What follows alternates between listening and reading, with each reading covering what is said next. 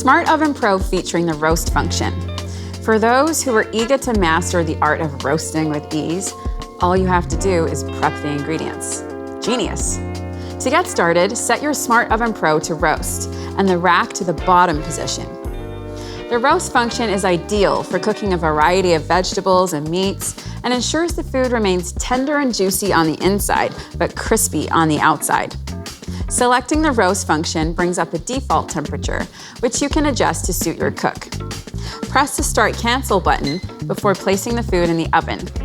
Once the backlight illuminates, the oven alert will, and the LCD screen will show a blinking preheating message. After the preheat is finished, place your food in the Smart Oven Pro. The Element IQ system will then direct more heat through the base of your oven to beautifully brown the underside, while also delivering more gentle heat to the top of your roast for a crisp skin without burning or drying out. Today, I'm making a roasted whole chicken with fennel and potatoes. Choose between no convection or convection. As you switch between the options, the set cooking temperature will adjust to compensate for the convection fan increasing cooking rates. A tip for roasting a whole chicken is to place it side on in the oven, with legs pointing to the left or right, with the breast facing up and the tray centered.